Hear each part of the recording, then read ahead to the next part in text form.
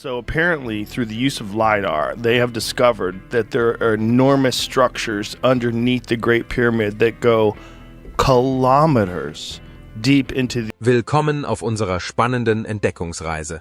Nach mehr als 5000 Jahren in der Stille wurde ein verborgenes Gewölbe tief unter der großen Pyramide endlich durchbrochen. Mit Hilfe modernster LiDAR- und Hochfrequenz-Radartechnik haben Forscher aus Italien und Schottland etwas entdeckt, was sich niemand vorzustellen wagte. Ein ausgedehntes, mehrstöckiges Bauwerk, das kilometerweit unter dem Wüstenboden liegt. Aber jetzt kommt der gruselige Teil. Dies ist nicht einfach nur ein Grabmal. Im Inneren befinden sich bizarre Schnitzereien, eine außerirdisch anmutende Architektur und Artefakte, die den historischen Zeitrahmen sprengen. Wer hat es gebaut? Warum war es versteckt? Das sind die Details dieser atemberaubenden Enthüllung, die alles, was wir über das alte Ägypten zu wissen glaubten, auf den Kopf stellt und vielleicht auch die Geschichte der Menschheit selbst. Antikes Wunder von Gizeh. Sie ragt über den Sand von Gizeh wie ein Wächter aus einem anderen Zeitalter. Die große Pyramide, oft auch Cheops-Pyramide genannt, ist mehr als nur ein Monument. Sie ist eine in Stein gemeißelte Botschaft, die über die Zeit hinweg von einer ebenso schillernden wie rätselhaften Zivilisation geflüstert wurde. Vor über 4500 Jahren während der Herrschaft des Pharaos Cheops erbaut, ist es das älteste der 7 Weltwunder der Antike und das einzige, das noch steht. Aber jetzt kommt der beunruhigende Teil. Wir wissen immer noch nicht genau, wie es gebaut wurde. In den meisten Geschichtsbüchern wird zwar der Einfallsreichtum der altägyptischen Architekten gewürdigt, doch ein genauerer Blick offenbart Lücken, rätselhafte Lücken in unserem Wissen. Einige Wissenschaftler vermuten, dass die Baumeister des Cheops etwas geerbt haben, das viel älter ist, als wir uns vorstellen, verlorene Baupläne, vergessene Fundamente oder vielleicht Wissen, das von einer untergegangenen Kultur weitergegeben wurde. Könnte die große Pyramide ein Relikt sein, das auf noch viel älteren Geheimnissen aufgebaut ist? Legenden wirbeln wie die Wüstenwinde. Alte griechische Historiker sprachen von verborgenen Kammern, die mit Schriftrollen göttlichen Wissens gefüllt waren, während andere glaubten, die Pyramide sei ein Leuchtfeuer mystischer Macht, das nicht nur mit den Sternen, sondern auch mit unbekannten Kräften in Einklang steht.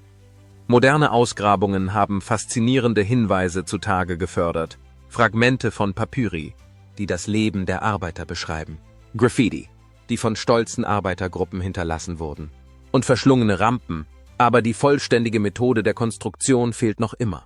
Selbst mit unserer heutigen Technologie wäre es eine Herkulesaufgabe, die Präzision, den Maßstab und die astronomische Ausrichtung der großen Pyramide zu reproduzieren.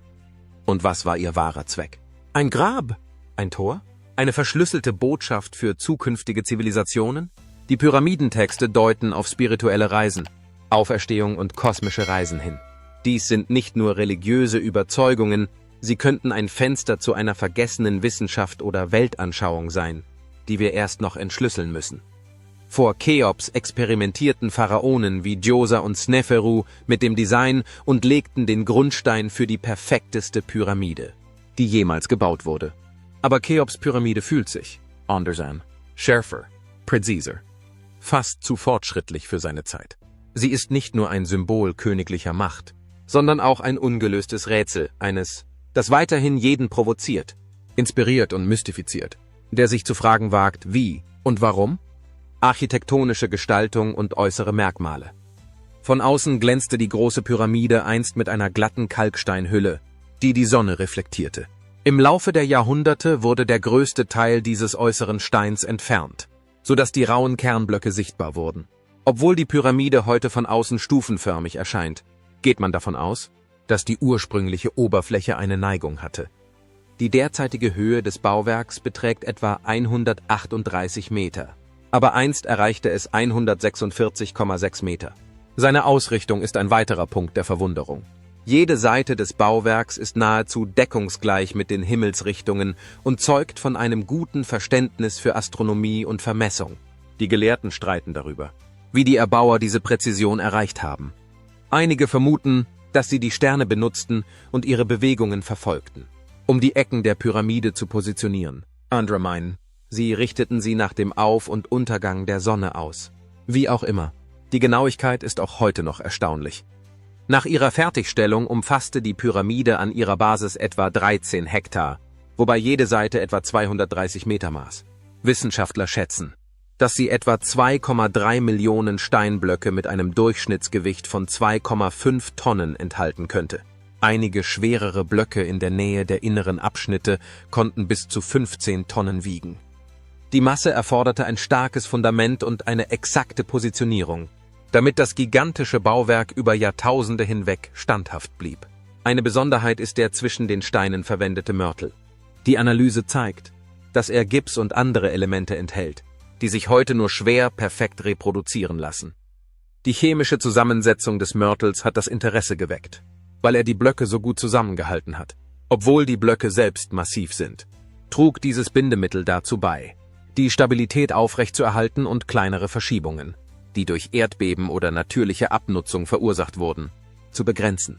Bemerkenswert ist auch die Spitze der Pyramide, die wahrscheinlich in einem kleinen Deckstein oder Pyramidion endet. Dieses Stück könnte vergoldet oder mit glänzendem Metall überzogen gewesen sein und das intensive Sonnenlicht in der Region reflektieren.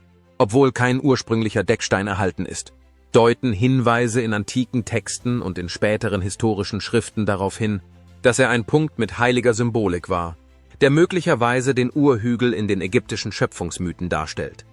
Aus einigen Vermessungen geht hervor, dass jede Ecke durch sorgfältige Nivellierung im Grundgestein des Plateaus verankert ist. Dies unterstreicht die fortgeschrittenen Vermessungskünste der damaligen Zeit. In den Fels gehauene Entwässerungskanäle leiteten das Wasser vom Fundament weg. Das gesamte Layout, von den präzisen Winkeln der Ecken bis hin zu den geschichteten Steinschichten, diente dazu, die strukturelle Belastung zu minimieren. Dank dieser sorgfältigen Konstruktionsentscheidungen konnte die Pyramide den rauen, extremen Bedingungen standhalten. Die verborgenen Eingänge und Durchgänge. Frühe arabische Entdecker berichteten, dass der ursprüngliche Eingang durch die Ummantelung der Pyramide verdeckt war. Der Kalif al-Mamun soll sich um 820 gewaltsam Zugang verschafft haben, indem er mit roher Gewalt einen Tunnel meißelte. Während der Grabungsarbeiten hörten die Arbeiter angeblich einen Stein im Inneren des Bauwerks fallen. Dieser Hinweis half ihnen, den offiziellen Eingang zu lokalisieren, der etwa 17 Meter über dem Boden an der Nordseite abseits der Mittelachse liegt. Hinter diesem Eingang liegt der absteigende Gang. Mit einer Neigung von 26 Grad und einer geringen Höhe von etwa 1,2 Metern erstreckt sie sich über 100 Meter in den Fels. An seinem Ende befindet sich eine unterirdische Kammer, die sogenannte Grube. Dieser grob behauene Raum ist im Vergleich zu den anderen Abschnitten unvollendet, was zu Spekulationen darüber Anlass gibt, ob es sich um eine Grabkammer, ein symbolisches Element oder ein Nebenprodukt der Ausgrabungen handelt. Auf halber Strecke des absteigenden Ganges zweigt ein zweiter Korridor nach oben ab. Der sogenannte aufsteigende Gang hat ungefähr die gleichen Ausmaße, führt aber in die oberen Bereiche der Pyramide.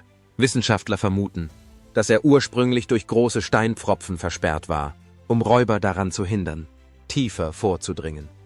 Diese Pfropfen passen in die Breite des Korridors, was darauf hindeutet, dass die antiken Baumeister in der Lage waren, wirksame Sicherheitsmaßnahmen zu ergreifen. An der Kreuzung, an der sich die Korridore treffen, sind Anzeichen eines gewaltsamen Eindringens zu erkennen. Die Arbeiter von Al-Ma'mun mussten einige Blöcke durchbrechen, als sie die Pfropfen nicht passieren konnten. Diese Modifikationen zeugen von der Entschlossenheit der Entdecker, das Innere der Pyramide zu erschließen. Das sorgfältig konstruierte System zeigt jedoch, dass die ursprüngliche Konstruktion großen Wert auf den Schutz des Innenraums legte. Moderne Scan-Projekte haben in der Nähe dieses Ganges Hohlräume entdeckt. Ein größerer Raum, der manchmal als große Leere bezeichnet wird, befindet sich oberhalb der großen Galerie. Er wurde 2017 mit Hilfe der Myonentomographie entdeckt und erregte die Aufmerksamkeit der Öffentlichkeit und entfachte eine Debatte über versteckte Räume. Experten sind sich nicht sicher, ob diese Hohlräume strukturell sind, um die Last zu erleichtern, oder ob sie eine noch unbekannte religiöse oder symbolische Funktion haben. Solche Entdeckungen verdeutlichen die Komplexität der inneren Gänge der Pyramide. Sie erinnern auch daran, dass hinter dem Stein noch Geheimnisse lauern können. Sogar der offizielle Eingang, der heute zu sehen ist, war einst durch Verkleidungsblöcke verborgen. Durch die sorgfältige Platzierung dieser Schichten stellten die Ägypter sicher, dass zufällige Betrachter keine Ahnung haben, wo der Gang beginnt. Die unterirdische Kammer. Die unterirdische Kammer, die sich unter dem Sockel der Pyramide befindet, unterscheidet sich von den raffinierteren Räumen darüber. Diese Kammer, die manchmal auch als unvollendete Kammer bezeichnet wird, ist grob in den Fels gehauen. Sie misst etwa 27 Meter mal 4 Meter und hat eine Deckenhöhe von 8,6 Metern. Viele Archäologen haben über ihren Zweck gerätselt, da sie im Vergleich zu den anderen Kammern des Bauwerks unvollständig erscheint. Die Wände sind nicht so glatt wie in den Gemächern der Könige und Königinnen. Zerklüftete Oberflächen und partielle Trümmer spiegeln einen abrupten Baustopp oder eine Änderung der Pläne wider.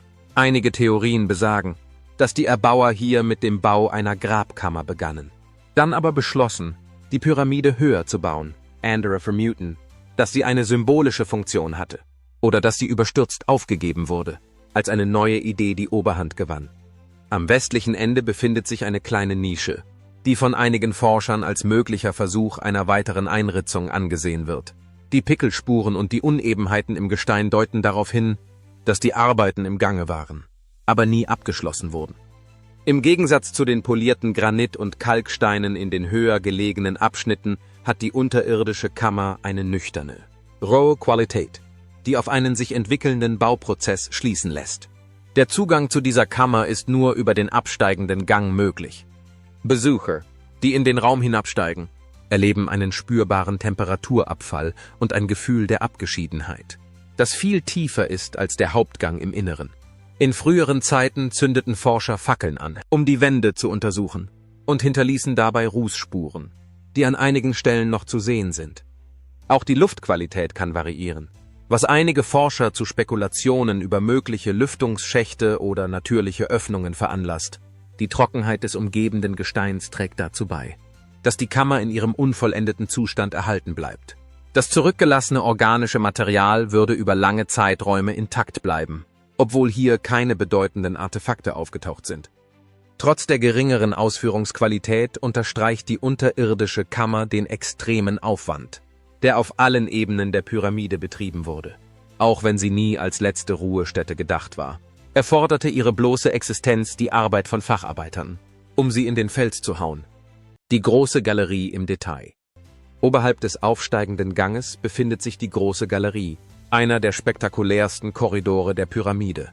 Mit einer Länge von 46,6 Metern, einer Breite von 2,1 Metern an der Basis und einer Höhe von etwa 8,6 Metern bildet er einen dramatischen Aufstieg für alle, die sich in Richtung der oberen Kammern bewegen. Die mit Kragsteinen versehenen Kalksteinwände fallen an jeder Schicht nach innen ab und bilden ein hohes, schmales Gewölbe. Der Boden der großen Galerie weist eine besondere Anordnung von Schlitzen oder Rampen an den Seiten auf. Forscher vermuten, dass in diesen Schlitzen Holzbalken oder Schlitten verankert waren, um Massive-Blöcke zu bewegen. Eine andere Idee ist, dass sie ein Gegengewichtssystem gehalten haben könnten. Wie dem auch sei. Die Technik hier zeigt deutlich, mit welch ausgeklügelten Techniken die antiken Baumeister tonnenschwere Steine manövrierten. Beim Durchschreiten dieses hoch aufragenden Raums sieht man eng aneinanderliegende Blöcke, die eine glatte, schräge Innenfläche bilden. Die Präzision des Mauerwerks ist verblüffend. Die einzelnen Steine sind so sorgfältig geformt, dass sie ineinander greifen und das Dach an vielen Stellen ohne Mörtel tragen. Diese Art von Kragsteinkonstruktion verringert die Last auf den unteren Teilen des Ganges und verteilt das Gewicht der Pyramide auf mögliche Schwachstellen. Licht dringt nur selten in diesen Korridor ein, so dass frühere Entdecker auf Öllampen oder Fackeln angewiesen waren, um ihn zu erkunden. In der heutigen Zeit wird elektrisches Licht verwendet, um die feinen Fugen und die Größe der Galerie zu verdeutlichen. Selbst dann kann der Raum aufgrund seiner steilen Neigung und der hohen Wände klaustrophobisch wirken. Wenn man an der Basis steht und nach oben blickt, hinterlässt man oft einen unvergesslichen Eindruck von der Kunstfertigkeit der Pyramide. Die große Galerie, die den unteren und den oberen Teil der Pyramide miteinander verbindet, bildet eine Art zentrale Arterie. Sie führt direkt zur Königskammer, bietet aber auch einen Abzweig zur Kammer der Königin. Einige Forscher haben über verborgene Räume spekuliert, die von den Seiten abzweigen. Aber außer dem bekannten Weg zur Kammer der Königin wurden noch keine bestätigten Gänge gefunden. Das Vorhandensein eines solch großen Korridors deutet darauf hin, dass der Transport von wichtigen Materialien oder rituellen Prozessen von entscheidender Bedeutung war. Während er beim Bau der Pyramide eine rein funktionale Rolle gespielt haben könnte, sehen andere ihn als einen zeremoniellen Gang. Die imposanten Ausmaße der Galerie und die mit Kragsteinen versehene Decke vermitteln ein Gefühl der Ehrfurcht, das gut zu einer spirituellen Reise passen würde, sollte dies Teil des ursprünglichen Plans gewesen sein. Die Kammer der Königin. Die Kammer der Königin, die oft im Schatten der Königskammer steht, fasziniert die Archäologen immer noch. Trotz ihres Namens gibt es keine direkten Beweise dafür, dass hier jemals eine Königin begraben wurde. Sie misst etwa 5,75 Meter mal 5,25 Meter und ist etwa 6,25 Meter hoch.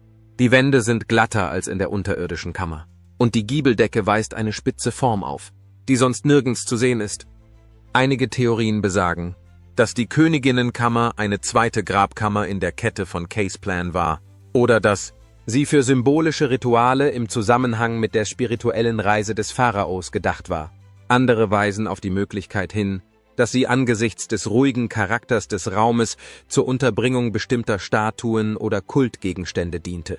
Die genaue Funktion des Raumes ist nach wie vor unklar und gibt Anlass zu anhaltenden Diskussionen. Von der Nord- und Südwand der Kammer gehen zwei kleine Schächte ab. Früher nahm man an, dass diese als Belüftungsschächte dienten, aber sie wurden zunächst verschlossen. In jüngerer Zeit haben Sonden diese Kanäle erforscht und gezeigt, dass sie einen Teil der Pyramide durchqueren, bevor sie versperrt oder verschlossen werden.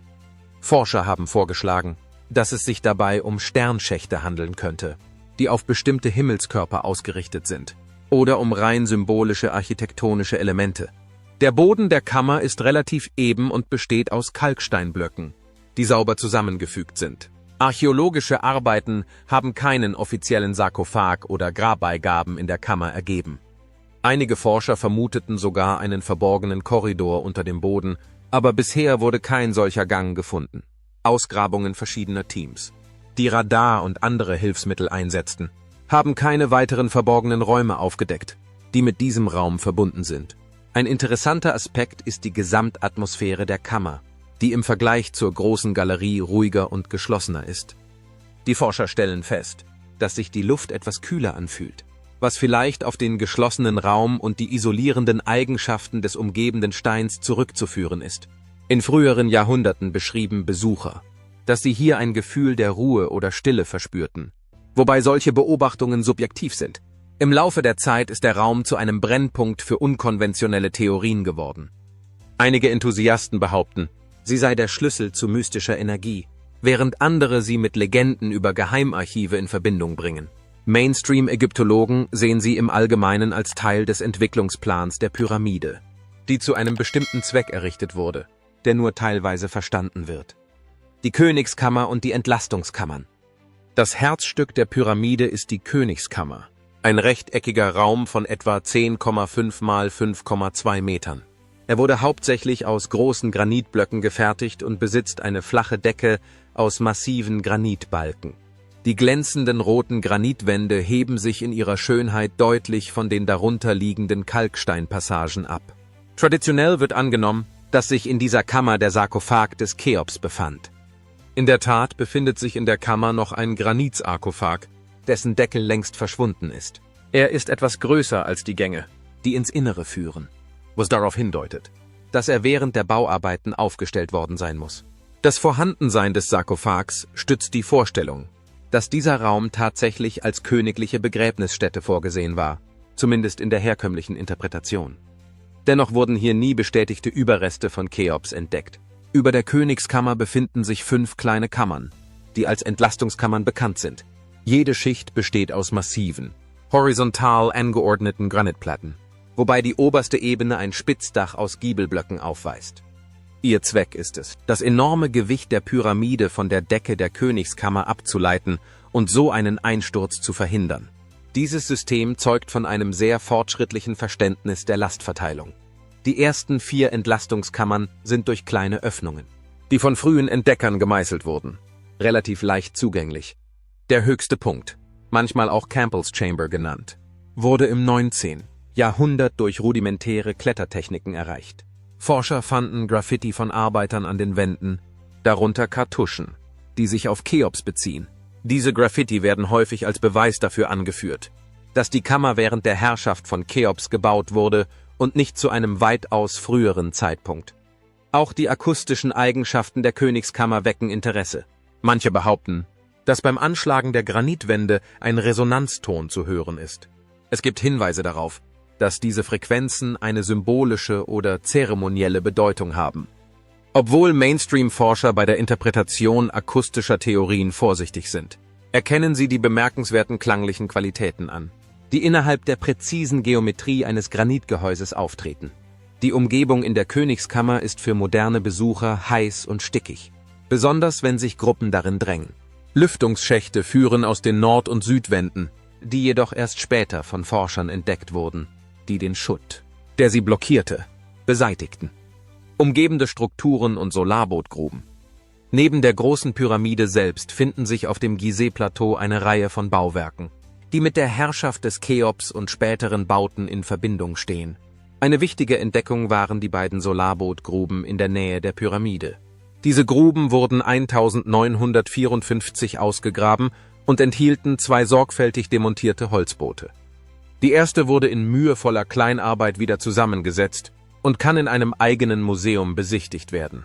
Das zweite bleibt vergraben und wartet auf sorgfältige Ausgrabungs- und Konservierungsmethoden. Diese sogenannten Solarboote sind etwa 43 Meter lang und aus libanesischen Zedernplanken gebaut, die mit Seilen verbunden sind. Sie sind Meisterwerke des antiken Schiffbaus. Die Gelehrten sind sich im Allgemeinen einig, dass sie eine rituelle Funktion hatten und möglicherweise den Geist des Pharaos auf seiner Reise mit dem Sonnengott transportierten.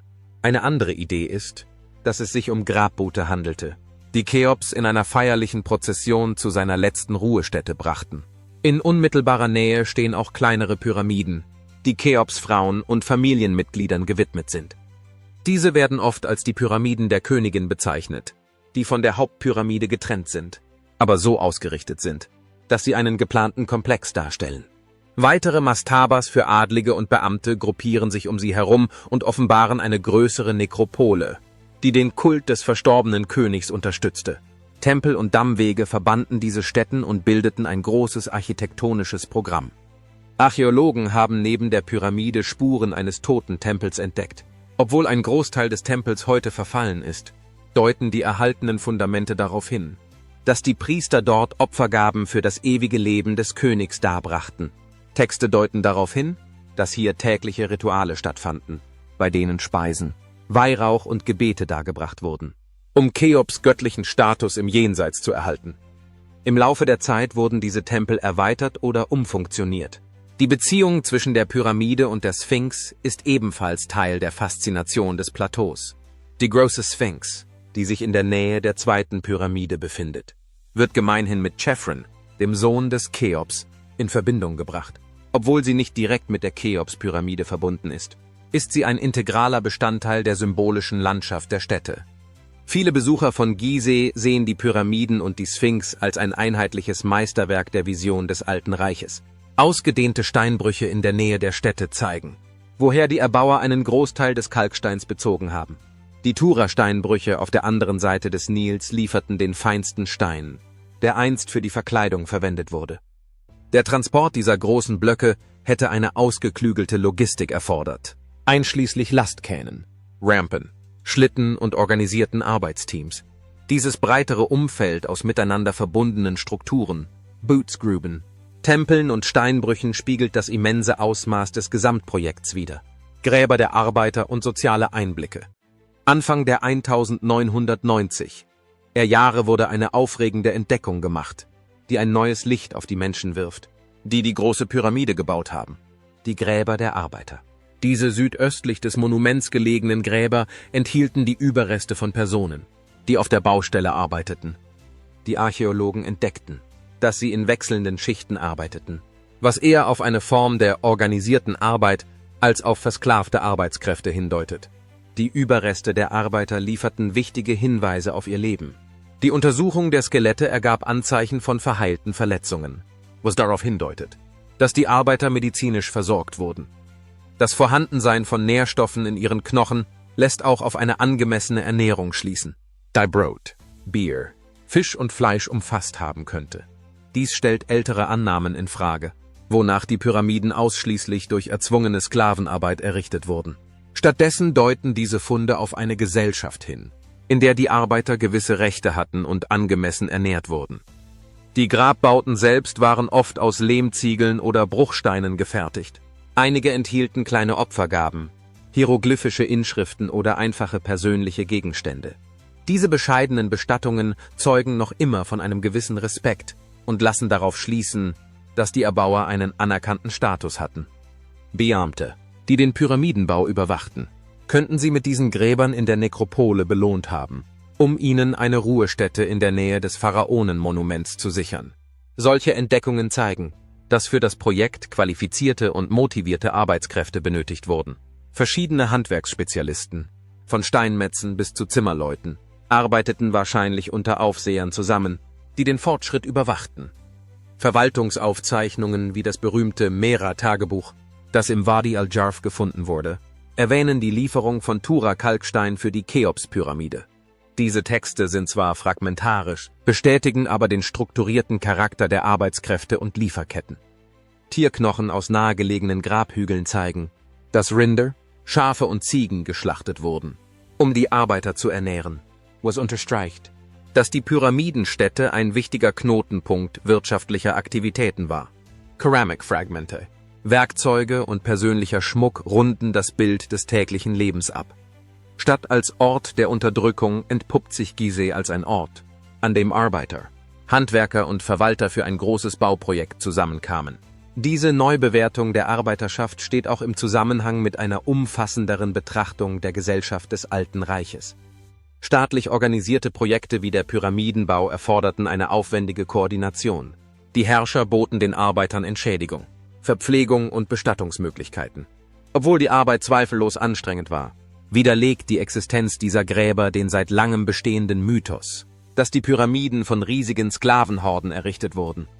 Weitere Entdeckungen und Theorien. Die Geheimnisse der großen Pyramide enden nicht an ihrem Fundament, sie beginnen erst dort. Nur wenige Schritte von dem hoch aufragenden Monument entfernt, entdeckte der Archäologe George Reisner im Jahr 1925 ein Grab, das seinesgleichen sucht. Es wird angenommen, dass die der Königin Hetepheres, der Mutter des Pharaos Cheops, gehörte, und die Fundstelle enthüllte erlesene Schätze, ein vergoldetes Bett, einen wunderschön geschnitzten Tragsessel, Symbole des königlichen Luxus, die seit Jahrtausenden vergraben waren. Aber etwas fehlte, ihr Körper. Spurlos verschwunden. Wurde es gestohlen? Heimlich verlegt oder ist es immer noch irgendwo unter dem Sand von Gizeh versteckt? Dieses Rätsel beschäftigt die Gelehrten seit fast einem Jahrhundert. Weiter auf der anderen Seite des Plateaus liegt ein weiteres seltsames Rätsel, das Grab von Khentkawes I, das manchmal auch als 4. Pyramide bezeichnet wird. Dieses unvollendete Bauwerk, eine faszinierende Mischung aus Mastaba und Pyramidenformen, offenbart eine Periode radikaler Experimente in der königlichen Grabmalarchitektur. Es wird deutlich, dass Gizeh nicht nur eine königliche Nekropole war. Es war eine heilige Bühne, ein Ort, an dem Macht, Göttlichkeit und Vermächtnis in Stein gegossen wurden. Rund um die große Pyramide sind Überreste des Totentempels von Cheops, seines Dammes und verschiedener Opfergaben zutage getreten. Geschnitzte Blöcke, zerbrochene Statuen und rituelle Altäre flüstern von alten Zeremonien, die die Seele des Königs im Jenseits erhalten sollten. Priester, Gesänge, Rauch und heilige Prozessionen, all das pulsierte einst durch diese nun stille Landschaft. Ein besonders gespenstisches Artefakt ist die Inventarstele, die im 19. Jahrhundert in der Nähe der Sphinx gefunden wurde. Darin wird erwähnt, dass Pharao Cheops die Sphinx restaurierte, ein Detail, das die gesamte Zeitlinie der ägyptischen Geschichte auf den Kopf stellen könnte. Könnte die Sphinx aus der Zeit vor Cheops stammen, oder war sie schon alt, als er regierte? Die meisten Wissenschaftler glauben, dass die Stele aus einer viel späteren Zeit stammt und wahrscheinlich mythologisierte Traditionen widerspiegelt. Aber die Frage bleibt und weigert sich, zu verblassen. In der Zwischenzeit lüften moderne Werkzeuge den Schleier über der Wüste weiter. Bodenradar und 3D-Scans haben Hohlräume und Lücken tief unter der Pyramide aufgedeckt. Einige natürlich, andere möglicherweise von Menschenhand geschaffene Kammern, die darauf warten, erforscht zu werden. Alternative Theorien gehen sogar davon aus, dass die große Pyramide gar nicht von den alten Ägyptern erbaut wurde, sondern ein Erbe einer anderen Zivilisation ist, die in der Zeit untergegangen ist. Während die konventionellen Ägyptologen an der Errichtung unter Cheops festhalten, die durch Inschriften und architektonische Beweise belegt ist, weigert sich das Geheimnis, begraben zu werden. Heute ist Gizeh noch immer voller Neugierde. Verborgene Schächte, unbekannte Tunnel und vergessene Ruinen liegen noch immer unter dem Sand. Mit jeder Antwort, die wir finden, tauchen neue Fragen auf. Von der glänzenden Kalksteinspitze bis zu den dunklen unterirdischen Hohlräumen zieht die große Pyramide von Gizeh jeden in ihren Bann, der sich zu fragen wagt. Es ist nicht nur ein Denkmal, es ist eine Botschaft aus der tiefen Vergangenheit, eingemeißelt in Stille und Schatten. Wenn Ihnen diese Reise in uralte Geheimnisse gefallen hat, vergessen Sie nicht, dieses Video zu mögen, es zu abonnieren, um weitere Entdeckungen zu machen und die Benachrichtigungsglocke zu drücken, damit Sie keine Entdeckung verpassen. Vielen Dank fürs Zuschauen. Auf Wiedersehen und bis später.